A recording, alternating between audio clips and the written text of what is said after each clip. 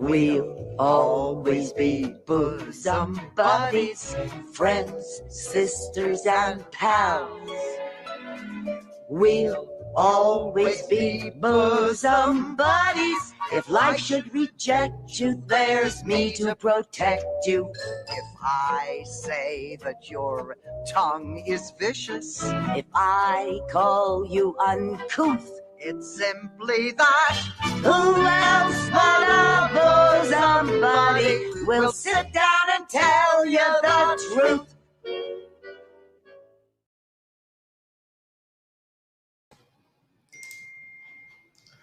Well, hello, everyone.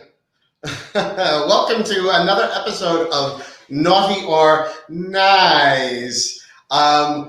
Alexis Flame, unfortunately, is having some major technical difficulties. I'm hoping that she will be able to sort them out and join us. Our guest this evening, Richard Pryor Jr., actor, singer, novelist, all-around Renaissance man. Thank you so much. And Richard, I apologize for the technical difficulties of the internet. The internet gods are not on our side tonight. It happens. It's all right. It happens. I do apologize, and I apologize to everyone for Alexis not being here right now. We're hoping she sorts out her technical difficulties and will be able to just come online with us. So, but in the meantime, you just have to settle for the nice Tony Home Perm. What can I say? What can I say? People are already commenting. So they're saying hello. They're saying hi, beautiful. They're obviously talking to you, Richard. My friend Madison Mansfield saying we're only being nice tonight because we don't have Alexis. No, Chris Boyer, Alexis is not in Facebook jail. I mean, she has been, but not tonight. Not tonight.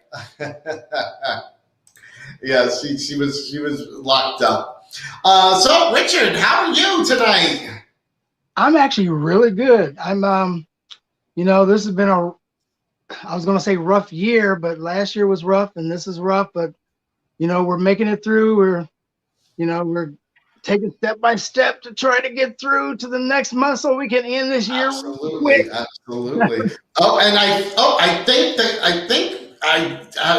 I'm sensing Alexis Flame. Let me see. There she is. You bitch! My hair, really? Your hair? This is my hair. Are we having a boot fight? I need something to... What's that? Oh, no, we can't hear you now. Oh, no. No sound. Oh, I think we lost her. Well, she was here for a moment. Ladies and gentlemen, Alexis Flame.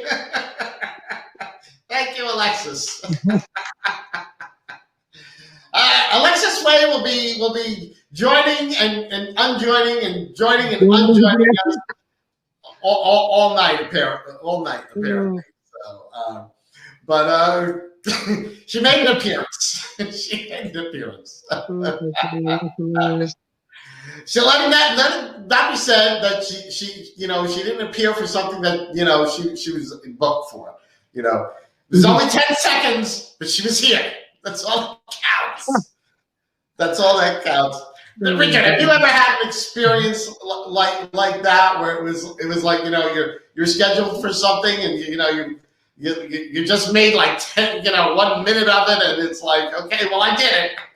It just won't go right. Sometimes things just don't go right, regardless of what you do. You can prepare for a lot of things, and you also got to prepare for the unexpected. So roll with the punches.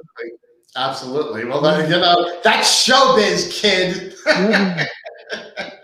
Definitely. Of course, Richard Pryor Jr., the son of famous comedian Richard Pryor. and brother of Ray Pryor, Yeah. a fabulous actress in her own right. Is she back? We're gonna see. Yeah. Are you with us? Richard, thank you. Tony, seriously. Oh, we can hear you. This has been the Murphy's Day Law from fucking hell. Oh, and I can't even get my whole self. Hold on. There we go. She has to make sure she has boobs and hair in the frame. Well, otherwise, she's not complete. In latest news, my desktop is now officially garbage. And my printer died today, so we're not having a good technology. No, we really aren't having a good tech day. Richard, are all your devices working? Only one that's working is my phone. My little device I usually use wouldn't work today. Wouldn't come on at all. Oh well, then I don't feel so bad because honey, you were about to hear two very unladylike words if you told me all your electronics are working today. So anyway, did you catch our last episode, Richard? Did I catch what? Our last episode. He was too busy to catch our episode. Well, we'll talk about that later then. Yeah. So, Richard, how are you? I see you trying to look down my shirt. Richard, were you checking out her rack? No. She shows it enough, so she does. She counts on coming from the modest Long Island housewife. I'm very modest. I told Richard I'm just a modest housewife from Long Island. Sure you are. We believe you. Yeah, I've been pretty good. I celebrated my 59th birthday last Saturday, so happy birthday! It's nice and everything. So I'm just happy to be alive and to be breathing. Aren't we all right now? Right now, yeah, that's a lot to be thankful for right now. Don't take it for granted. Definitely.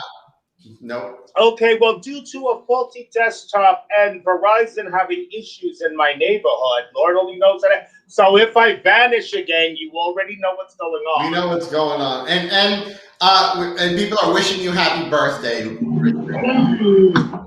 So, all right, folks, catch me up to where we are right now, since I'm not so fashionably late this evening. You didn't miss much, as we really just started getting into it. Yeah. Oh, okay. Yeah. So tell us, Richard, I have to ask you, because when I made a blurb before, I said that our guest tonight was a legend who happens to be the son of a legend. What's it like growing up the son of a celebrity? Ooh, I can answer it several different ways. I'm sure he's never been asked that before. I don't think it's like what people think it's like. For one thing, not knowing who people are real around you, not knowing the friends, the people that are around you, the people that you keep in your circle, not knowing if those are truly, really the people that are really genuinely there for you. And then on the side of looking at my dad like that, to me in my mind, my dad is like a factory worker, in my head, because that's all I've ever known. So it's never been a thing where I looked at him like this until I introduced him on stage one time when I was a teen. And then it kind of clicked. He would introduce me to other actors, like when I remember meeting Billy D. Williams, and I remember I was like just in awe. My dad was like, "Well, you check like that around me?" I said, "Dad, that's a star." Wow. Oh, that's so funny. Your dad was like, "Oh, you think Billy D. Williams is? Well, what about me? What about chopped liver?" He was serious and not happy. He was. Wow. Billy D. Williams, he just exudes like class and charm. Is he that way in real life? Yeah, very, very nice guy, very smooth talking. Seemed like he's very relaxed. And keeps that like that Colt 45 voice. that he used to do on the commercials. So he's a very nice guy, and being able to go to his home and hang out with his son. His son and I were, summer friends. When I would go there during the summers, we would hang out and go to the house swimming. And I remember his wife at the time, Taruko. I remember her teaching me how to clean shrimp and all these kind of things that a lot of people would like to do, but you're able to be a part of that. But you're still not. Once you're in that circle thing, you don't look at people. You start to see them in a different way. You see them more as human versus that star status where you constantly put them at.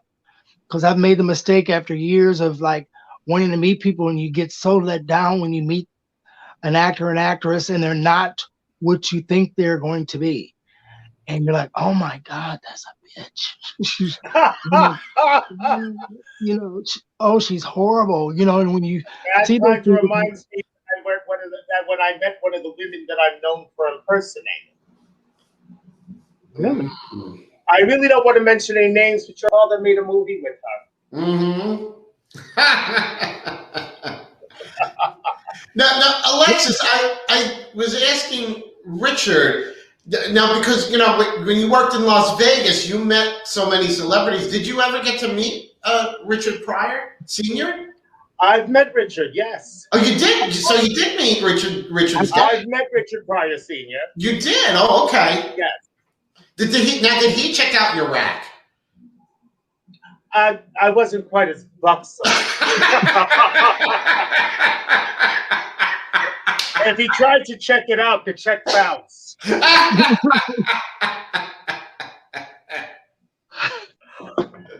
No, but I remember Richard Sr. Please forgive me, Richard, but the best way I know to describe your dad, the man had a case of the fuck-its. He was who he is. You didn't like it. Too bad, so sad. Mm-hmm. I mean, he was an awfully nice man, to my recollection, but he didn't put much stock into the opinions of others. I guess, like me, he tried using that crap to pay his bills once too, and didn't get very far. Is that how? No, I've had the privilege of meeting Richard Pryor Sr.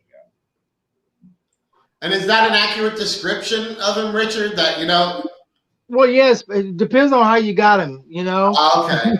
But he's very nice, but he also had his opinion, and it was his opinion, and his opinion mattered. That reminds me of a drag queen that I know. I have no idea who you're talking about, Tony. You know drag queens, Tony? I may have run into one on occasion with the back of my car. Yeah. Oh, well, now there's something we can talk about. Excuse me just a second. Wow. No, but today is a day of Murphy's Law and drum. So. Absolutely. Yeah.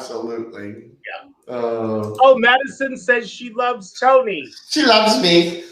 So that wasn't the drag queen that you backed into with your car, okay? Good God, no. Never. No, she'd be in the passenger seat right next to me. I'm not worried about getting hit. I have some healthy bumpers. Yes. Pull up to this bumper, baby. Yes.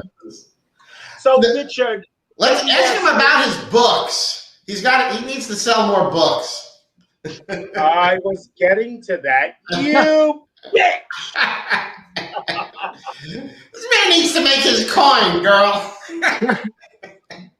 Well, if you're gonna just pimp him like that, wow. Well, I don't know. Maybe he needs a new manager.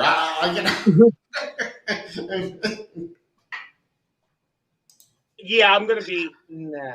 Oh, you'll be the nice one. No, but to my memory, Richard, you've published more than one book, haven't you? Yes, more than one. No, I've only published one.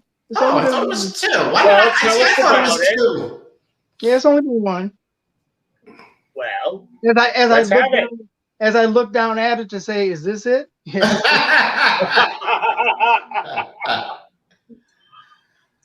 Oh, It's a pro In a Prior Life. in a prior life. Yep. oh, I like that. Yeah.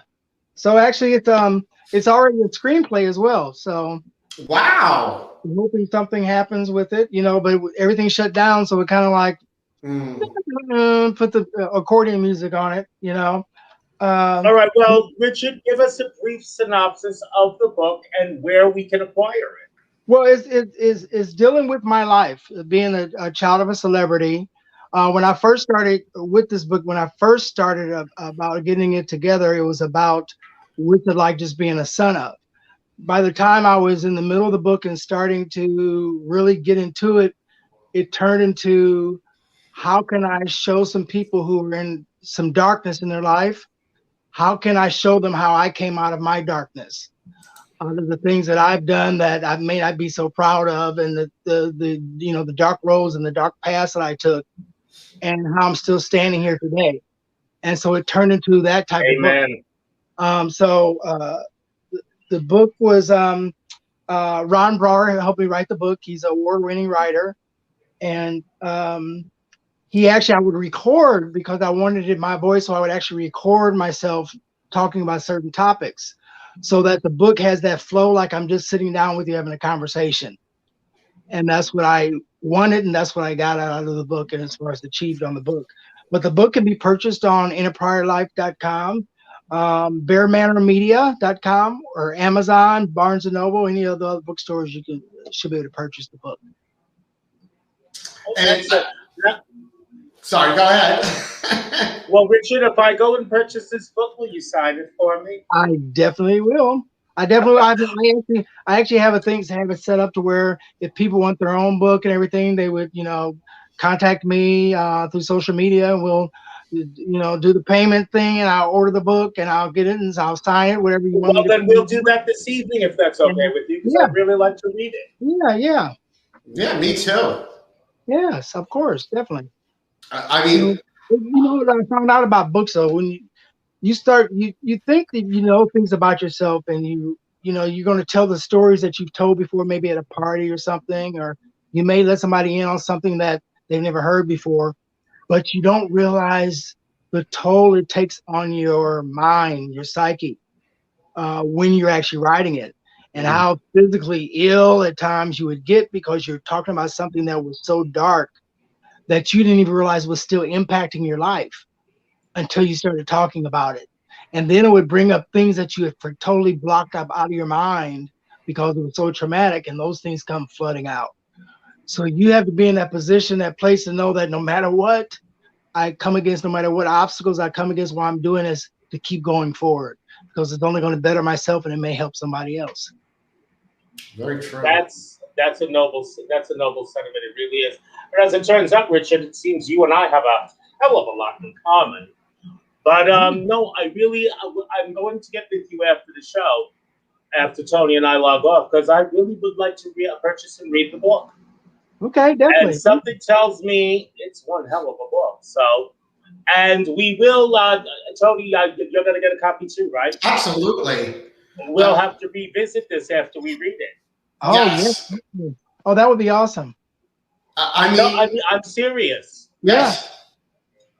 Growing up, I mean, my mom and my stepdad, they were the biggest Richard Pryor fans. You know, back then everything was on VHS, but we even had all his movies on the VHS tapes, and whenever a movie came out, it was like we rushed to the theater to see them. I mean, my mom and stepdad, they just loved Richard Pryor, and of course, like his appearances on Saturday Night Live are just iconic. Iconic. That's the funniest episode. Oh my Absolutely. God. Yeah. Absolutely. But you know what? I was telling I talked to my sister about this. Her daughter, was talking about, she had posted, hung some of my dad's albums on her wall and things like that.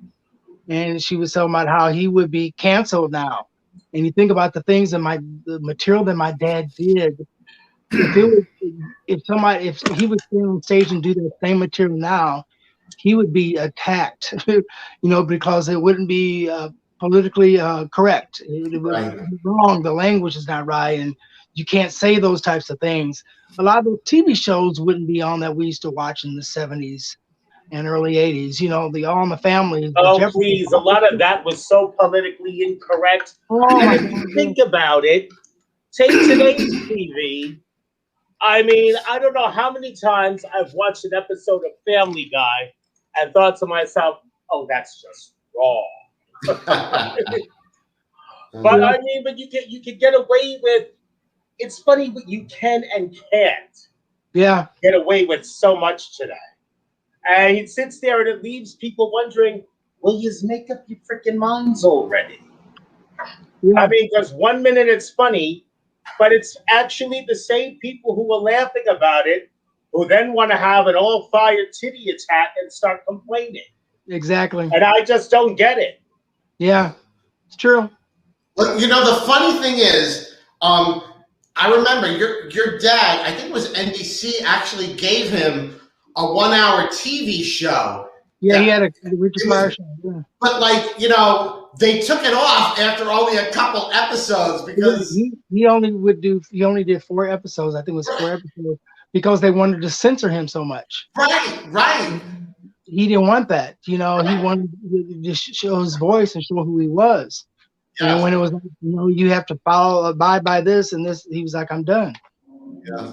But I remember we watched every episode and we were like laughing, almost peeing our pants. Like I remember the one sketch was about he was doing an evangelist and he's trying to healing somebody and he knocked the woman. I think it was a woman or a man. He knocks them down. He's like, "What? I can't walk." He's like, "You gotta crawl before you walk." Well, now, mind you, and yes, Richard Pryor Sr. wasn't gifted. I consider him a comedic genius. Absolutely. But Richard, haven't you also dealt with comedy? Yeah, I did comedy. The only thing with comedy with me, because comedy, somebody who does comedy, you got some guts and some strength behind you, because that to me is one of the hardest jobs in the entertainment industry is to do stand-up comedy, because you're just there. Tell me about it. I've done stand-up. Yeah, and you're there with yourself in that microphone. The problem I had when I was doing stand-up was that if I would create things of my own to do, oh, you're not as good as your dad. But if I would tell stories like I did in my book and things that happened in my life, oh, you're trying to mimic your dad. So with me, there was like this no-win situation. You know what? That's a perfect segue into my next question. In the business, being Richard Pryor's son, would you say it's helped or hindered you more in the business? Hindered. I would say hindered. Okay. I mean, I've even had auditions where you killed it. You know how you do on an audition. Some of those you come out, some you just forget about. Some you did this, but I've actually sometimes you come out and you nailed it. Yeah, and I've had people that have actually told me, why are you auditioning for this? Like they don't think that you need it. They think that you're just doing it just because. Well, I'm doing it because I know I'm talented and I want to do this. This is what I want to do. But sometimes you don't even get that opportunity to do that. People won't even see you because of that. I've also had, on the other hand, where, I've had people, talk to me because of the fact of who my father was. But still, especially to know that in this city, one thing I found out about this a little different than LA is that if you're horrible, they're going to let you know in New York City. Oh, hell yes. Sugarcoat it. No sugarcoating it. There's no Willy Wonka here. No. Oh, no. That's what gave me my courage to move to New York City, is because I came here for an event and they wanted me to do stand-up real bad and I wouldn't do it. It was the Improv was naming the room after my dad. And I said, I'll sing something, and I sang and the response was like really, really good. And I was like, oh my God, because in my hometown, I didn't get the accolades for singing or anything like that. I was just Richard. Well, But I've heard you say, it gave me the and strength. I believe you deserve those accolades. Thank you so much. So it gave me that energy to say I'm moving to New York. You know, so that's what I did. I came here with $350 to my name, and I was determined to do it no matter what. And there's a lady named Melba LaRose who had a place called the Down East Art Center in East Village, and we have rehearsals, and we do productions.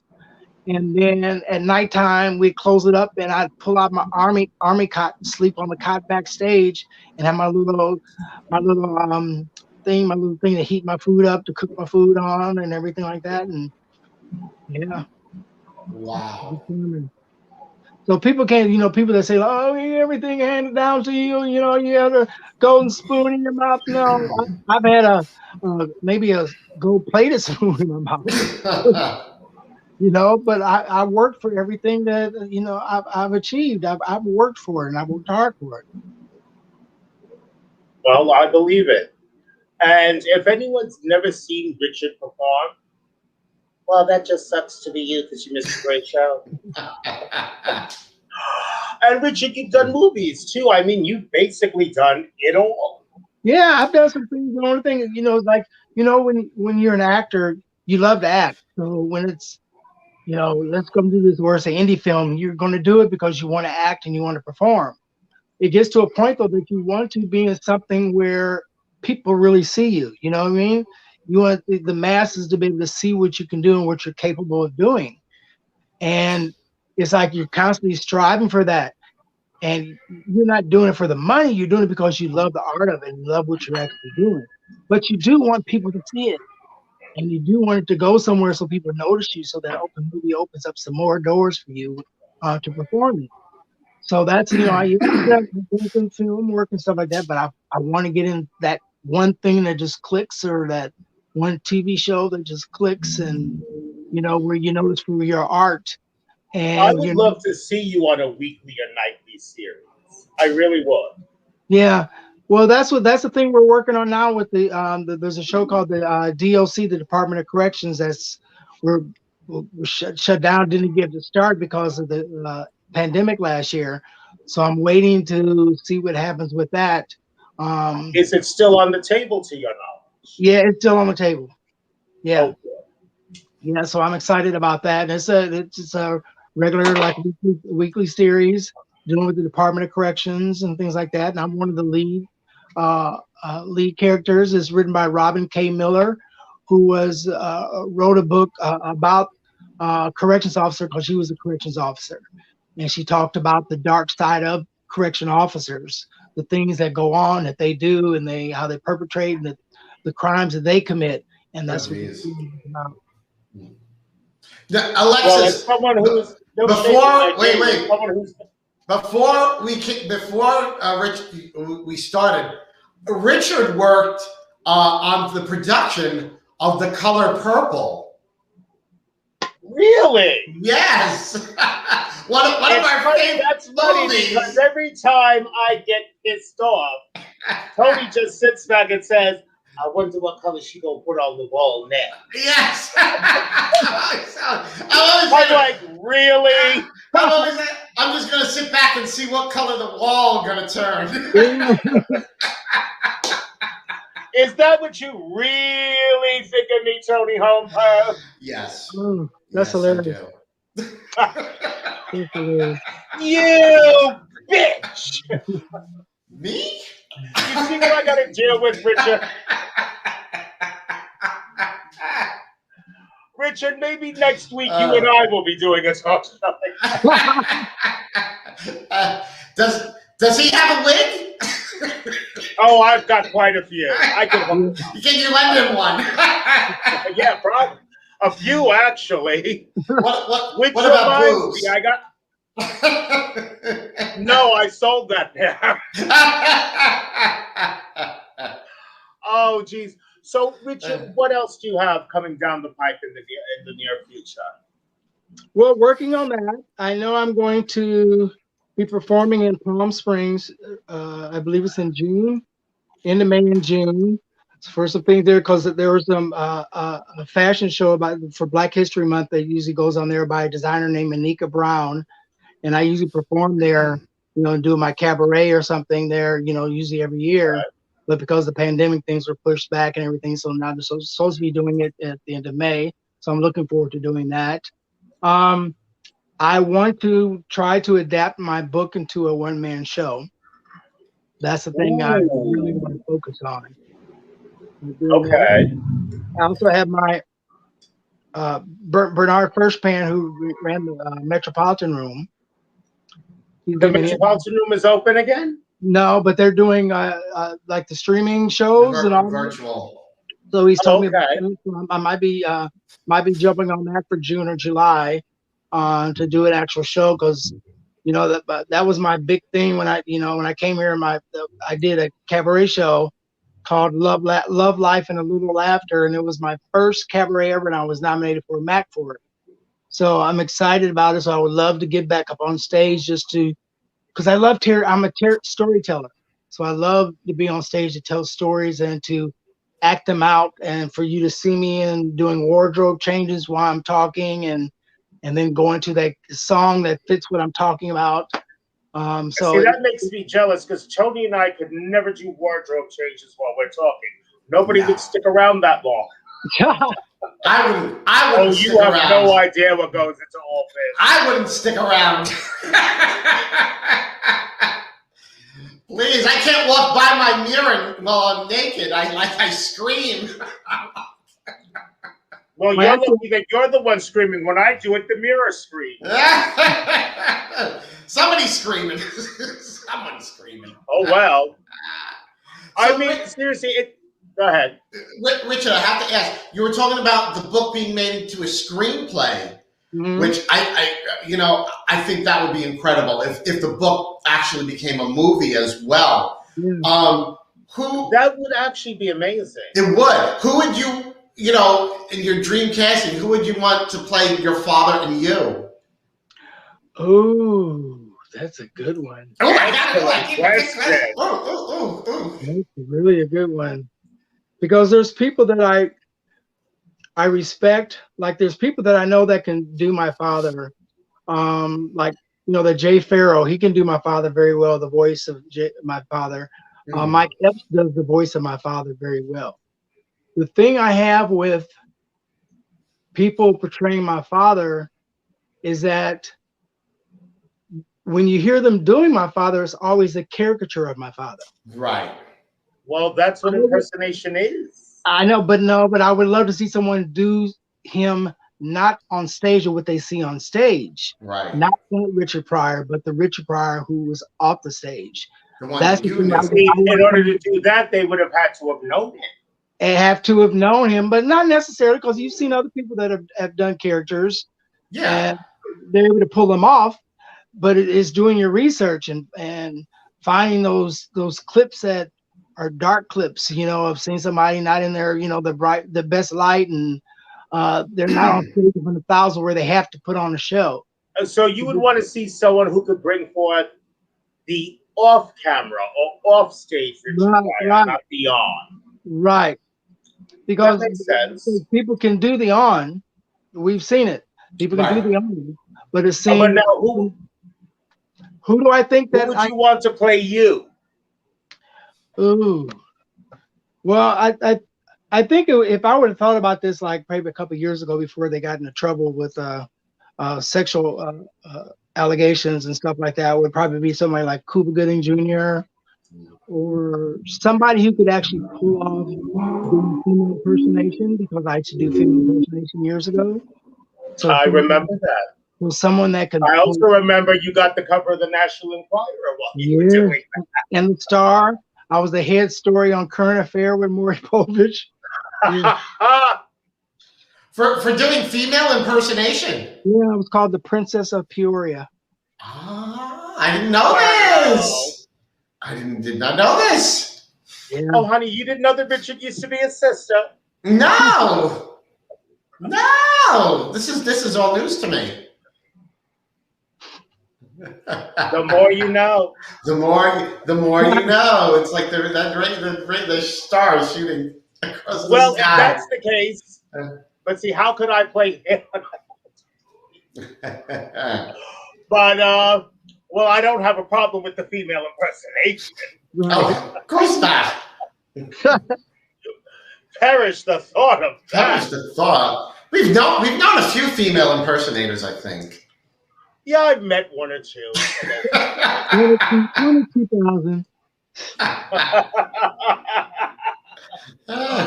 Well, time's getting short, and mostly, well, I'd like to say my book. This time, for a change, I'm actually something remotely resembling innocent. This time, it was my machine coupled with Verizon in my area, because my internet's got 3 speeds right now: slow, stop, and dead. Typical. So before we cut you loose, Richard, tell us once again where we can find and purchase your book and how we can get you to sign it. And we want to know everywhere we can find you on social media. Absolutely. My book is called A Pryor Life. It's published by Bear Manor Media. That's one of the locations where you can find it. Or you can go on my website of inapryorlife.com. We'll serve you links, and also all my interviews I've done are on there as well. You can also just check out Amazon, Barnes & Noble, and other book outlets for my book.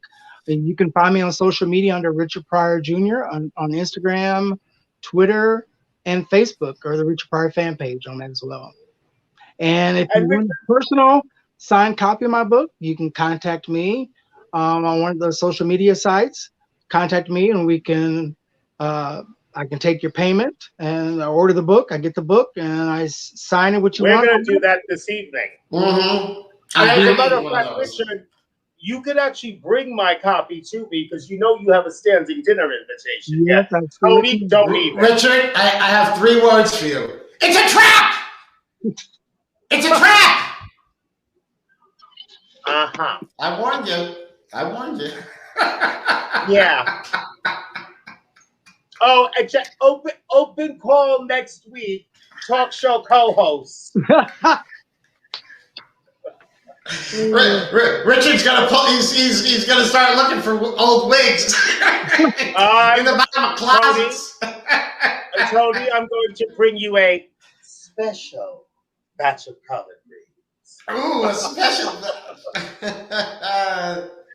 She likes to tell people when I invite them to dinner that it's a trap. But go ahead, ask that bitch about my collards. Oh, they're so good.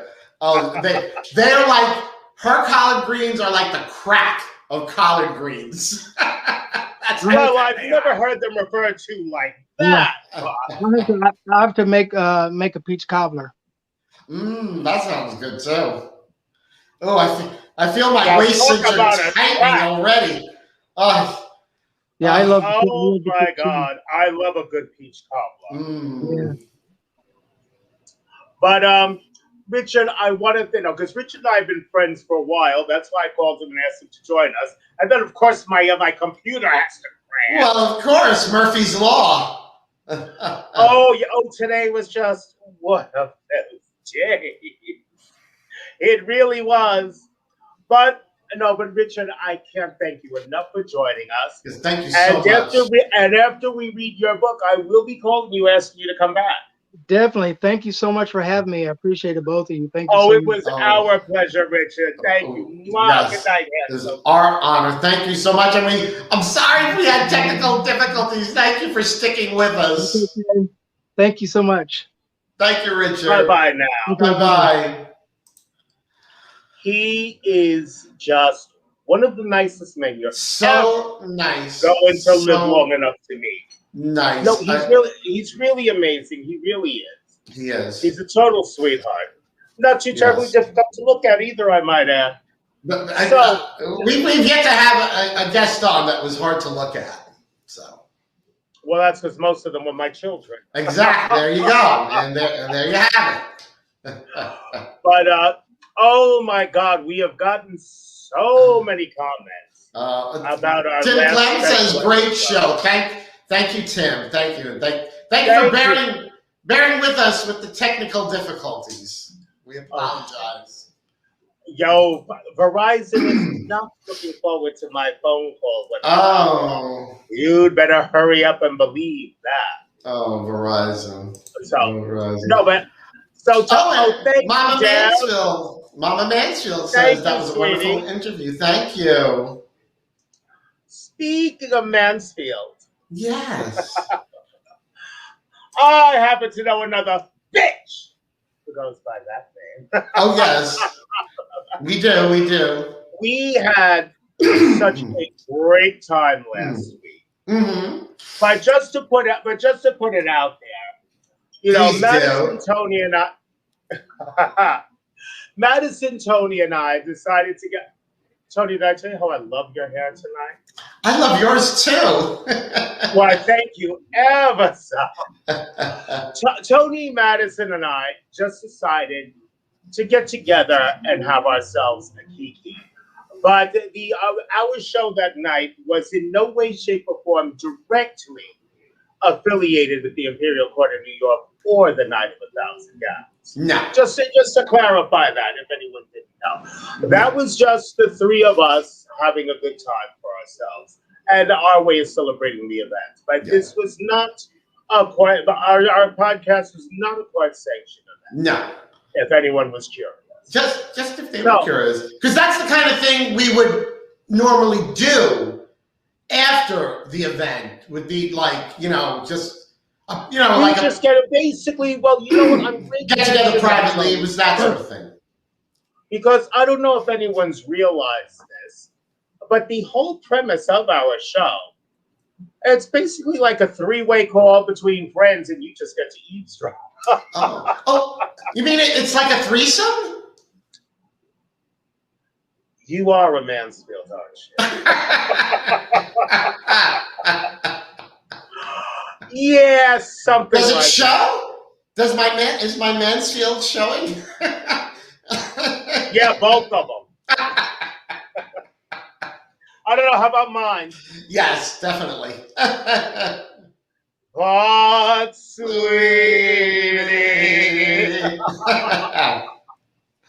Oh, my Lord. But, Tony, I do have to say, you do look lovely this evening. Oh, thank you. Thank you. So do you. Well, thank you. Yes. Don't ask me how I pulled this off after the crappy day I had today.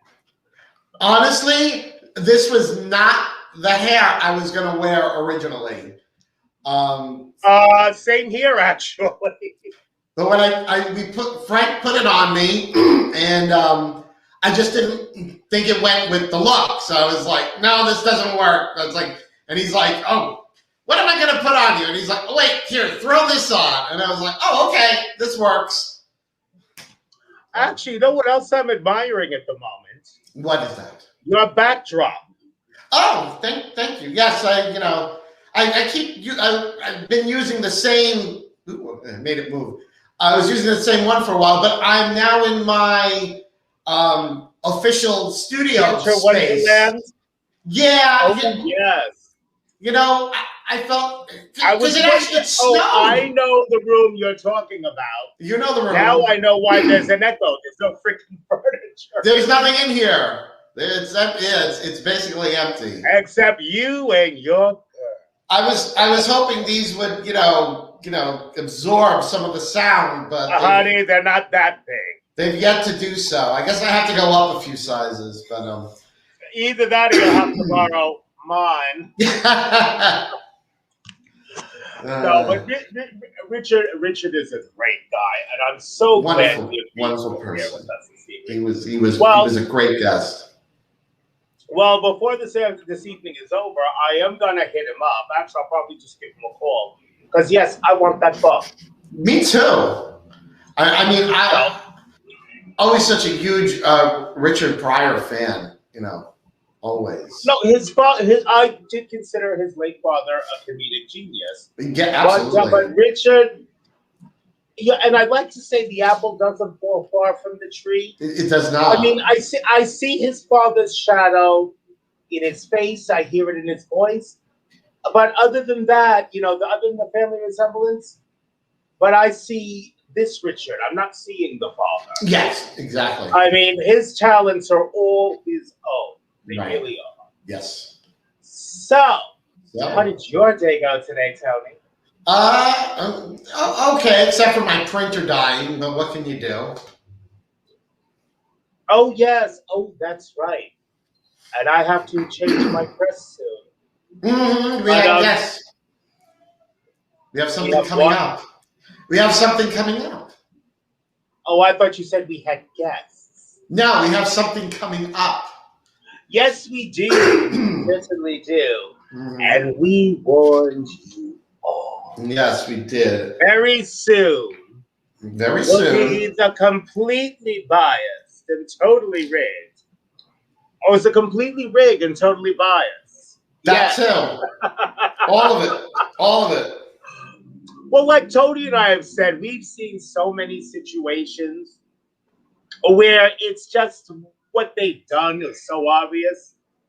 Ain't no shame in our games. We're here to tell you. This is completely rigged. It's totally biased. Totally. And if you don't like it, chances are you weren't getting an award anyway. But yes, we're going to soon present to you the naughty or nice awards. You know, Tony, I was thinking though. I mean, right now, and we'll have to check with the counting house. But right now, it's only seemed to go to, we only presenting to guests we've had up until a certain point. Yes. But the I 2020 guests. Our 20. Oh, so then we will be doing this again. Oh, that's scary. Yeah. Well, next year we have to, it's like the Oscars, It's the same All deal. right. Well, then 2020 guests it is. 2020 guests. And this is going to be some show because we have over 20 awards to give out. Mm-hmm. Mm-hmm. Yes.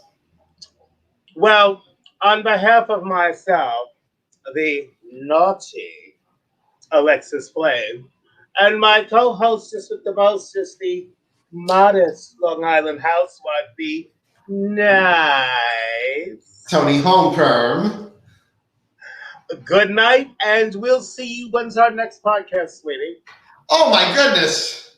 Oh my goodness! Our next goodness has nothing to do with it. It has nothing to do with this. Our next nothing at all. No, I know. I usually like have this right at my at hand. But our next episode is May 6th, and our guest is it's that bitch, Tom Cat. Oh, Her. Let me tell you. Yes, we have to. She's another one on my list for her complicity in the Halloween trees. The Halloween trees. Yes, I know. Oh yeah. Whoever cracked the time lock on my sister's sarcophagus. Your younger, thinner sister.